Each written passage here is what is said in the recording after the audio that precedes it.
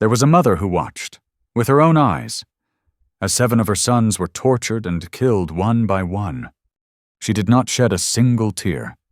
Only faith burned in her gaze like a fire that refuses to die. They called it madness, but Scripture called it faith that never kneels. No one ever told you about these books. Not in church, not in school, not on the channels they control. Because if you knew, you'd realize you were never alone in your suffering. You'd understand since ancient times. There have been those like you forced to assimilate, to deny their origin, to murder their own identity, and they chose to die standing, rather than live bowed. The voice rises low, ancient, carved in stone. O child of earth and blood, if today your faith feels like it is dying, then hear this story once more, because someone died for it, so that you could still breathe in freedom. Jerusalem, 167 BCE. The sky is scorched. The temple has been invaded. A golden statue of Zeus is raised in the Holy of Holies. Pig's blood, unclean in Jewish tradition, is poured upon God's altar. The Seleucid Empire was doing what every empire after them would also try: erase identity, burn faith, crush memory.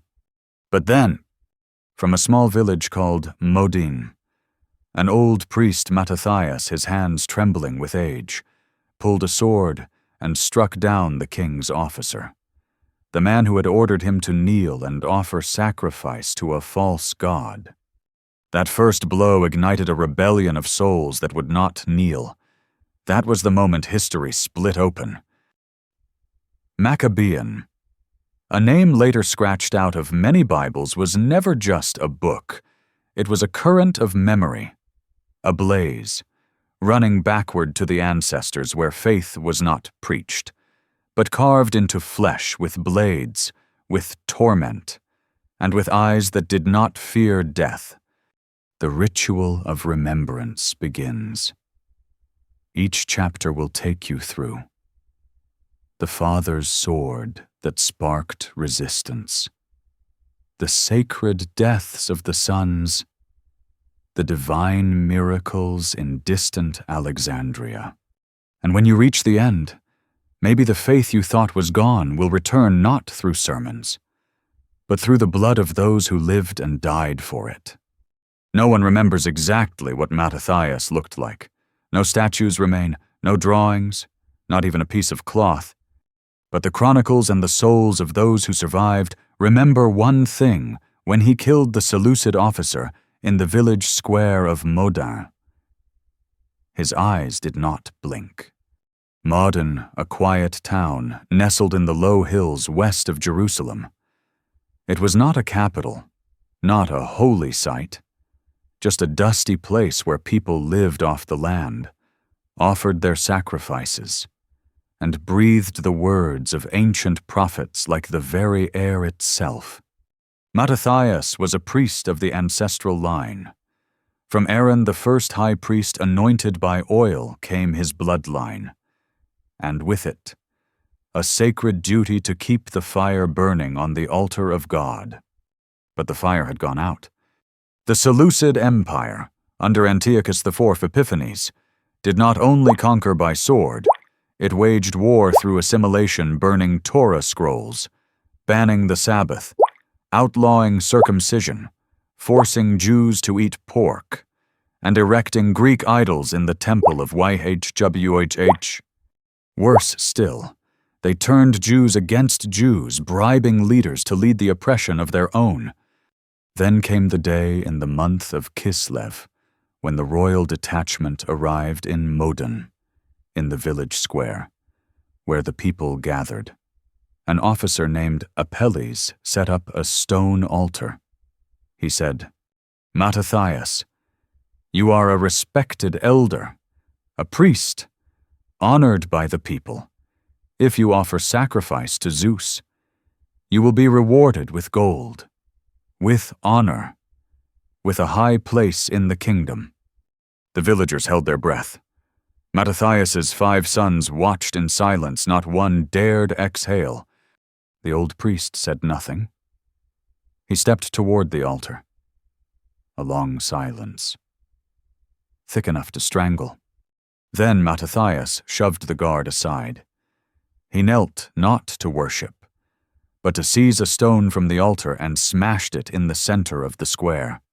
Another Jew, cowardly, desperate to survive, stepped forward to sacrifice in his place. At that moment, Mattathias seized a sword from a soldier and killed the traitor first, then turned the blade and drove it into Apelles. Blood splattered the stones. The crowd screamed. The remaining guards had no time to react before Mattathias's sons charged in from both sides, weapons drawn, eyes lit like storms. That first blow opened the floodgates of history. No army, no temple, only blood, hills, and the memory of a covenant with Jubabayu. Mattathias and his 5 sons fled into the Judean wilderness. With them came the poor, the priests, the faithful, those willing to live in caves rather than bow to an idol. Thus began the Maccabean revolt. The eldest son, Judas, soon known as Maccabeus. The hammer. No one knows if he chose the name, or if the people gave it to him, but it became a banner, God's hammer, to shatter every idol. Though aged and frail, Mattathias remained the soul of the uprising. Each night, he lit fires in the forest, telling stories of the ancestors, Abraham smashing his father's idols, Moses defying Pharaoh, Elijah standing alone against the prophets of Baal. He taught his sons, "Faith is not the prayer you whisper when you're safe. It is the cry of God's name when the blade is at your throat." 3 months after the revolt began, Mattathias drew his final breath in a cave near Beth Zur. Before he closed his eyes, he took the hands of each son and said, "My children, use my blood as ink, use my sword as pen, and write the next chapter of our people. Do not bow. For the Lord our God, he will fight beside you." The very next day, Judas Maccabeus rose, not as a mourning son, but as a general. He gathered fighters, formed a guerrilla band, struck Seleucid caravans by night. Weapons were scarce, so they used enemy blades. Food was scarce, so they lived on wild honey, roots, and the promises of God. Their first battle, Emmaus, the Jews were outnumbered 10-1. Seleucids had horses, elephants, long spears. Judas had one thing: prayer. Before the fight, he told his warriors, "Do not look at their numbers. Look to the one who made heaven and earth. When the righteous rise, the hosts of heaven fight with them." That night, a wind rose like a whispered amen. Judas struck their camp, burned their stores, scattered their elephants. The first victory was not just military. It proved God still burned among them. Jerusalem heard. From across Judea, people left homes, trades, towns, to follow the hammer. No one asked for wages. They asked for one thing: to live and die like their ancestors. On the final night of Kislev, Judas and his warriors reclaimed the temple. The walls were black with soot, the altar desecrated, the sacred lamp, the menorah, long extinguished. They rebuilt the altar, forged a new menorah, found a single flask of oil pure, untouched enough for one night. Judas said, "Even if only for one night, light it. If God wills it, the flame will not die." And the lamp burned for 8 nights. The people wept. The elders kissed the stones. The children called on Homduyak in the dark. Hanukkah was born from that night, a feast of light, of resistance, of a fire that never dies. That is the first chapter of the priest's blood, where a death was not in vain but marked the rebirth of a people. And Mattathias's blood still stains that altar. They say there was a Jewish mother. No name, no statue, no written record of her face. Only her voice remains like a blade etched into history. A voice that rose 7 times as she sent each of her sons into death. And yet it did not tremble. It did not weep. Only her eyes locked on the soldiers spoke these words. You may kill his body, but his soul belongs to the one who made heaven and earth. 2 Maccabees, chapter 7, one of the most harrowing chapters in Scripture, and one that's missing from most Western Bibles.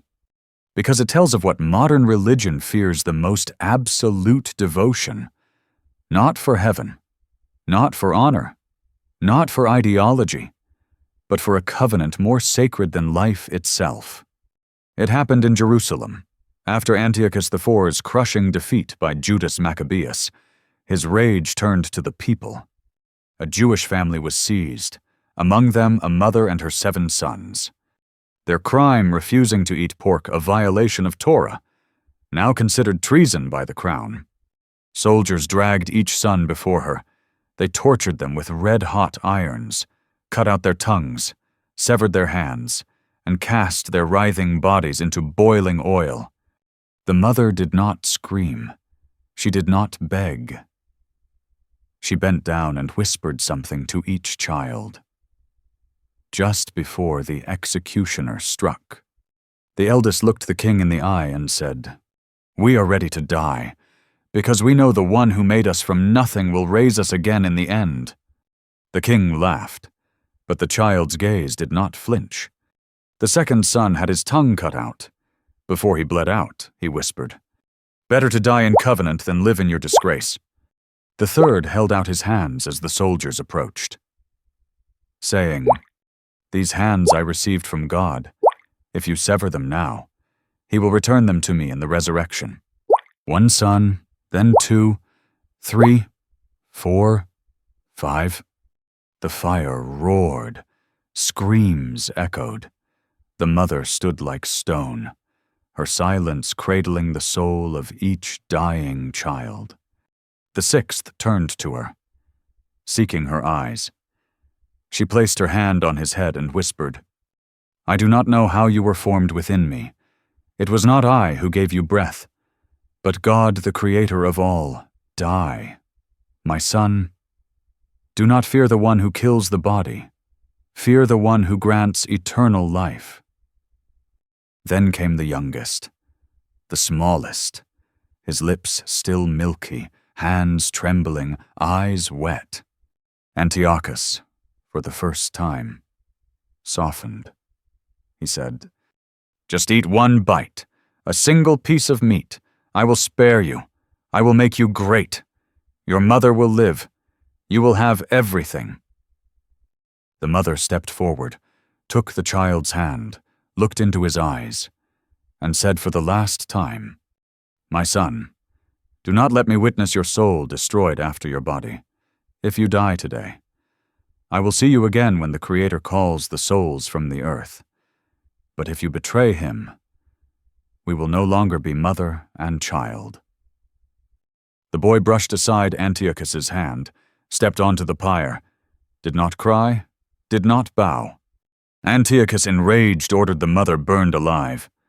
And so she returned to her sons, not by funeral, not with mourning veils, but through a faith that burned beyond death itself. This story has no miracles, no angels, no golden swords, only earthly flames and a faith that did not die with the flesh. Yet this chapter is where the idea of resurrection first takes root, not as philosophy, but as a reason to die without fear.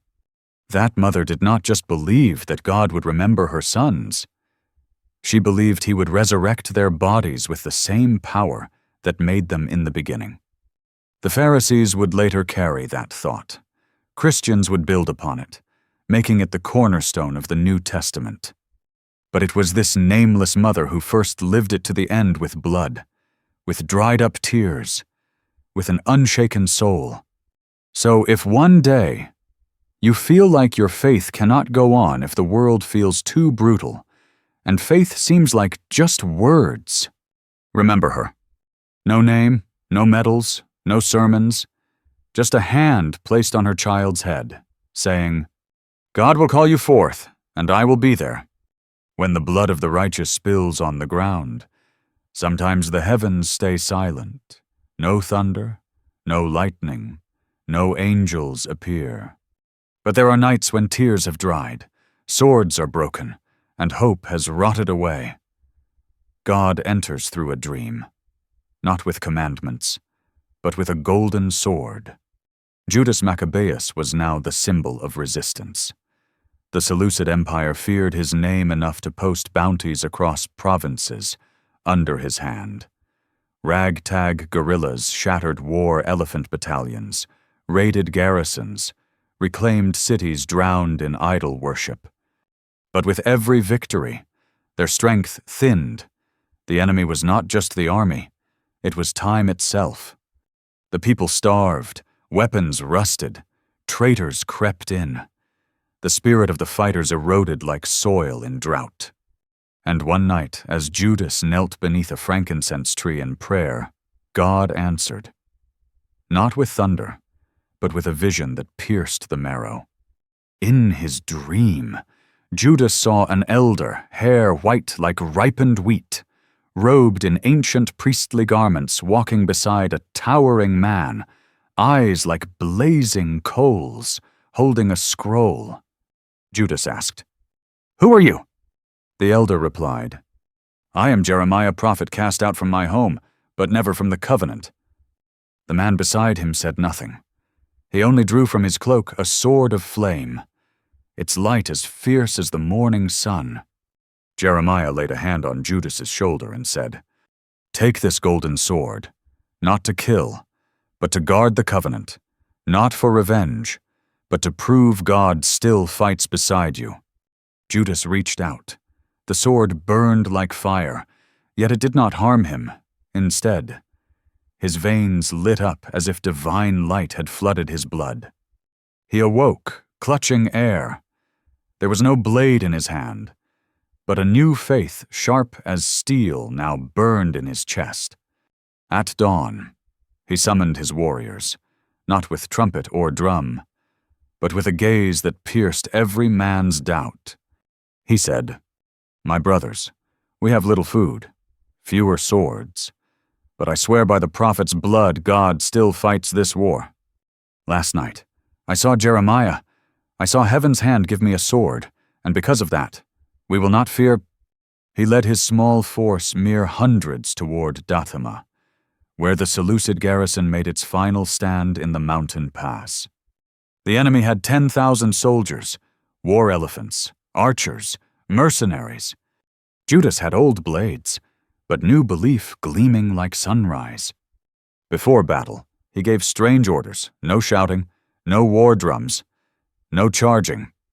He led them to kneel before the enemy camp, weapons sheathed, and said, "If we die today, let our death be the final proof that we chose covenant over comfort."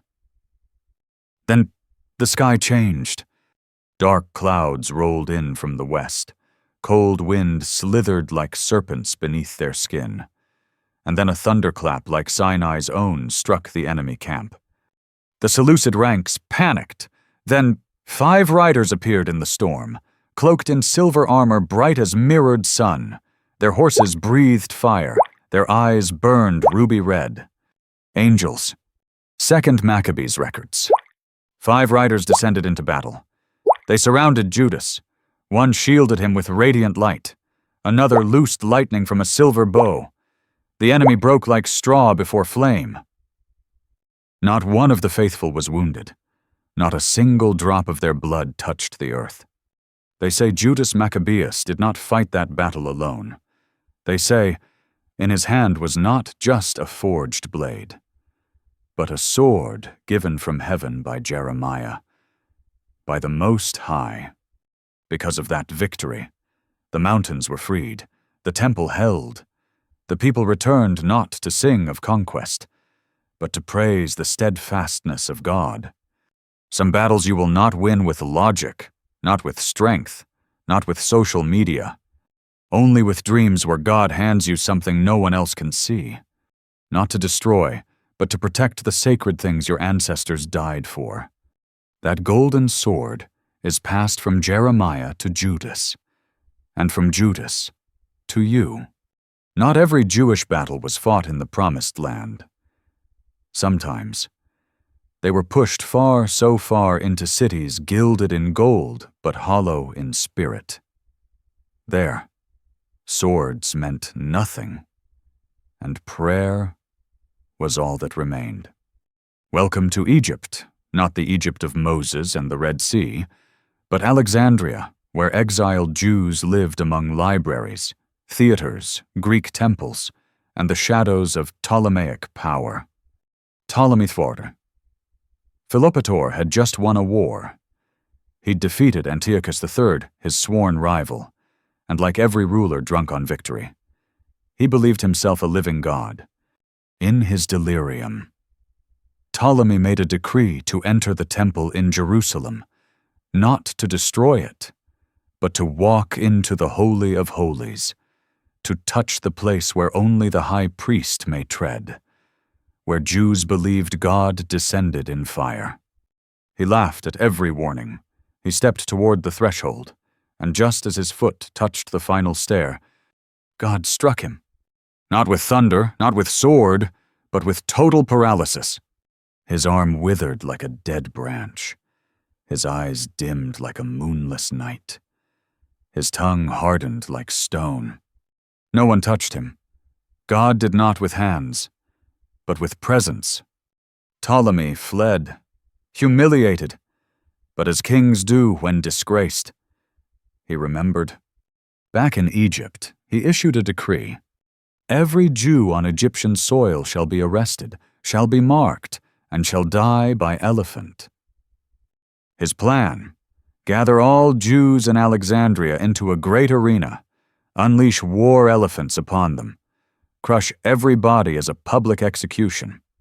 A twisted echo of Pharaoh's cruelty, but this time not the Nile running red, but elephant tusks drenched in covenant blood. There was no Judas here, no swords, no mountain refuge, no temple to give strength, only prayer and silent tears in the night. Mothers clutched children, fathers hid Torah scrolls beneath their robes.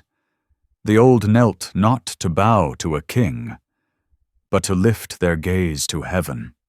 They fasted, not from ritual, but because they believed. If this body is to be crushed, let the soul depart pure. The execution day came. The sun rose red like clotted blood. The elephants were led in, their eyes glazed, drugged with wine and fresh gore. The arena steamed like a furnace. In his gilded throne, Ptolemy smiled. The Jews did not scream, they did not cry. They sang, an ancient hymn in Hebrew, calling on the one who once split seas. And then, God entered again. No thunder, no riders, no Jeremiah, no golden sword. Just elephants gone mad. At the sound of war drums, as the charge was signaled, the elephants turned. Not toward the Jews, but toward the Egyptian soldiers. They trampled the army, crushed handlers, tusks flailed, blood splashed onto Ptolemy's own platform. The arena became a nightmare, not for the condemned, but for the condemners. Ptolemy fled in terror. No one told him to. No law forced him. Only this remained: God had not slept. Days later, Ptolemy issued a new decree. Every Jew in Egypt is free to worship their God. No one may force them to assimilate. No one may sever their covenant. No arrows were fired, no swords drawn. But the hand of God had conquered an empire with nothing but elephant tusks. This is 3rd Maccabees, not a story of battle, but of prayer stronger than steel. When you are cornered by darkness, with nothing left to resist, when your enemies are more, stronger, and crueler. Remember this: a Jewish mother, holding her child's hand, facing a stampede of rage and death, and singing. And that song turned elephants and turned God's face toward them. Some voices don't rise from mouths. They don't echo with sound. They rise from bone, from marrow, from unhealed wounds, and from tombs that haven't yet been sealed. After the uprising, after the martyrdom, after the elephants turned and the angels descended, one question still hung in the silence. Where did they go? The ones who died for the covenant, their bodies lay still, but their souls? What were they waiting for? 2 Maccabees, its final chapter does not end with victory, but with a dream in the graveyard. A soldier named Judas, not Maccabeus, but a bearer of his memory, was gathering the fallen. They had died in a brutal battle, and as the bodies were lifted, it was discovered beneath their armor were pagan amulets. A shock! These warriors who fought for God carried signs of the enemy. Judas, the last standing leader, was shaken. Faith staggered. Silence followed. No one dared speak. But instead of condemnation, Judas did something Scripture had never recorded until then.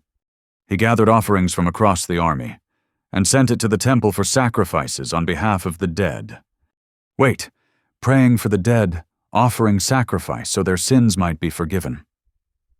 After death. This was not Mosaic tradition.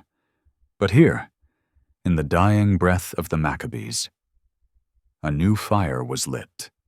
Death did not close the door on the covenant. There could be something beyond it, a journey, a purification, a new hope. And then, in the night, God sent another dream. Judas slept and saw a vision. Onias, the high priest martyred unjustly, glowing like flame, beside him Jeremiah, exiled prophet, silver-haired, holding a scroll. Jeremiah approached and gave Judas a gift. Not a sword, not armor, but a blessing for the dead.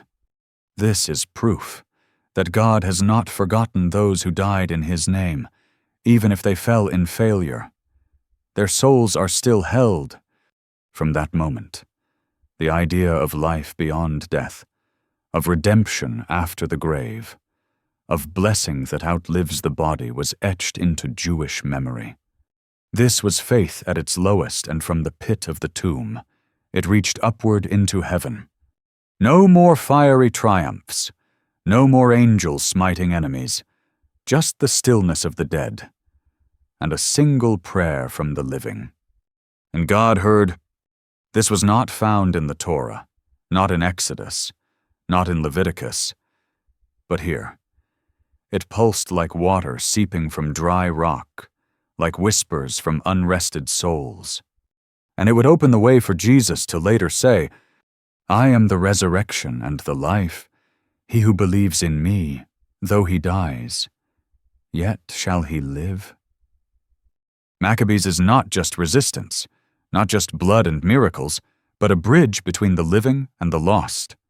If you've ever lost someone, if you carry a grave that doesn't feel at peace, if you fear they left in sin, unforgiven, remember 2 Maccabees. Remember, even after death, the soul is still named in the temple, and the prayer of the living can stir heaven. Judas did not burn their bodies, did not curse them, did not forget. He gathered their bones, built their resting place anew, and lifted his voice in prayer, as though asking God to unlock the door behind the grave. When you pray for the dead, you are not speaking to the air. You are placing a key on the gate, slowly closing between two worlds. That call from the tomb is not despair. It is the echo of an ancient hope. You are not forgotten. Though your body is cold, your soul is still spoken of with love, with tears, and with faith. Not everyone who wins survives. Not everyone who keeps the covenant receives a reward in this world. Some were born only to die so others might live. Judas Maccabeus had freed the temple, had rekindled the flame of Hanukkah, had shattered war elephant legions, had faced angels on the battlefield, received a golden sword from the prophet, and held the soul of his people together through the long night of assimilation. But his story did not end in song, not in glory, not with a temple built in his name, but with a body lying in the cold stones of the hills unburied. His final battle was not grand, not thunderous, just a skirmish on the road between two forgotten towns, where the Seleucid army, newly regrouped, was marching in. Judas had 800 men, the enemy 20,000. Everyone said, "We should retreat." But Judas, the man with the dream-forged sword, replied, "If I retreat today, who will stand for the covenant? And if I live today, where will the souls rest of those who died for me?" He didn't wait for consent. He walked to the front line alone. No miracle came, no clouds split, only earth soaked in blood, and one man among thousands who did not bow. Judas Maccabeus died like a final torch, burning himself in the night, to light a way for others. When they found his body, his eyes were still open, his hand still clenched around his sword. No thunder, no vision of God, but the whole army knelt. They did not cry, they sang. Judas, who built no temple, but kept the temple, who did not fight to live, but whose death became the foundation of our survival. The next generation never saw him fight, but they saw faith survive, and in it, his memory. They could not hold the golden sword, but they carried his memory etched into their bones. And that was the victory. Not everyone who survives is the victor. Some who die, their deaths keep the story going. Time passed. Rome would conquer that land. The temple would fall again. The Jews would go into exile again. But the name Maccabeus would endure. Not as general, but as a genetic code of resistance, a reminder that the blood of ancestors never spilled in vain. After Judas, you will see many who lost the battlefield, but won the soul. You will see Jesus crucified, but from that, the faith spread across continents. You will see Martin Luther King fall. Malcolm X silenced. Patrice Lumumba dismembered, and yet, the ideas of justice, of freedom, of dignity, of the black soul blazed on, like the first Hanukkah flame. Those who win do not always come home, because they don't need to. Their true victory is that they have nothing left to prove. If you are fighting for something no one understands, if you are suffering losses, betrayals, being written out of the story you helped create, if you are about to fall, remember Judas. No statue was raised for him. No nation bears his name. But every time someone refuses to bow for faith, for honor, for ancestors, Judas lives again. In them, in you, in me. Be still for a moment. Place your hand on your chest. Listen. Is your blood calling out a name? Not a nation, not a lineage, not honor, but a sacred, unnamed memory, a stream of blood once hunted, once forced to kneel, but never ceased to burn. From Mattathias, the father who struck the first betrayer, to Judas Maccabeus, the man who held the golden sword in dreams, to the nameless mother kissing her last child before the flames, to the Jews in Alexandria singing among drunken elephants, to the soldier who fell with pagan charms but was still prayed for. They shared one thing. They did not bow, not to idols, not to whips, not to death, not to silence. This was not courage. It was memory inherited, a kind of spiritual gene, pulsing through those who had lost everything except the covenant. Maccabee was not a surname. It was a vow. Each time they said, "He is a Maccabee," they weren't speaking of blood. They meant something unassimilable. In today's world, where faith becomes a show, where ancestral memory is called obsolete, where prayer is sliced and branded, where kneeling makes life easier. Will you still stand? Not with swords, not with shouts, but with eyes that do not lower, because Maccabean blood still flows, not in the Middle East, but in the hearts of those who choose truth over safety. Maybe it's you, a single mother, pressured to abandon faith for aid, a young man, told to strip belief to fit in, an artist, refusing to sell soul for contract, an elder, whispering prayers in a hospital bed, a teen, shutting off their phone at night to pray to a God their peers mock as dead. If you've ever refused to collaborate with injustice, refused to kneel before corrupt power, refused to stay silent while the weak were crushed, refused to abandon faith while everything else crumbled, then your blood may not descend from the Maccabees, but it pulses with the same sacred fire. This story does not end. It flows on every time someone dares to stand. Don't look for the heir of Judas. Become him, even without a sword. Just a dream. Don't ask, what will I get if I believe? Ask, what will be left if I surrender my faith? If I kneel, what will I rise holding? Don't wait for angels to call it a miracle. The miracle is when you don't lose yourself. When you say, I don't need ease, I need to live rightly. Etch your name into the golden sword. Sing the song that martyr mother sang among her children. Relight the Hanukkah flame in your own chest, even if all around you is night, cold, and laughter made of scorn. Because there are fires that only need one heart to burn within, to keep a whole lineage alive through the dark. The earth cannot speak, but the earth remembers. The earth where Judas fell, where the mother sang beside her son's body, where the elephants meant to kill turned and trampled their masters instead. The earth has no mouth, but it whispers, and if you listen long enough, you'll hear it say your name.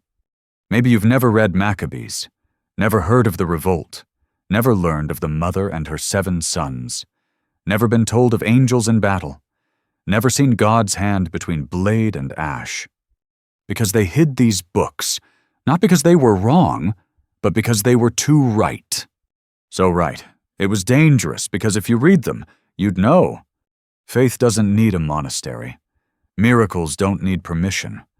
Truth doesn't ride in golden chariots. It just needs one person willing to die to guard it. The story of Maccabees is not for the faint-hearted. It promises no rewards, no happy endings, no easy heaven. It says plainly, if you keep the covenant, you may die, but if you abandon it, your soul may die before your body ever hits the ground. Sounds harsh, doesn't it? But that's the language of ancestors. They did not chase comfort. They chased truth even when it bled. And now, as you've heard it all, I have just one question.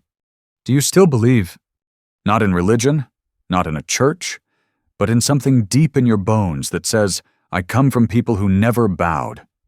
If so, then stand. Do nothing else. Just stand. Stand like Mattathias at the desecrated altar. Stand like Judas before 20,000 enemies. Stand like the mother watching her child walk into fire. Stand like the Jews of Alexandria, singing into the stampede. And if you cannot stand, I understand. For once, the ancients knelt too, but not in surrender, in prayer. That whisper from the earth is the voice of your ancestors, calling you home. Not to a homeland, but to the essence in your blood, to what no empire can take, no fire can burn, no system can erase. They don't need you to be perfect, just to be honest with yourself, with your origin, with the sacred that still lives in you, even if you were taught to forget it. If you can still hear their whisper, right now they still live, in you. This is the end. but not a closing, because the blood of the righteous never dries. And if you are still here, perhaps your soul has just been touched at its deepest place. At Tales of Black, every story is a reminder that some memories don't live in books, they live in blood. If this story moved something in you, share it with someone else who's lost their way. Subscribe so you don't miss the next ritual. And if there is a legend, a memory, a haunting you want to hear told, leave a suggestion in the comments. Perhaps your story will be next.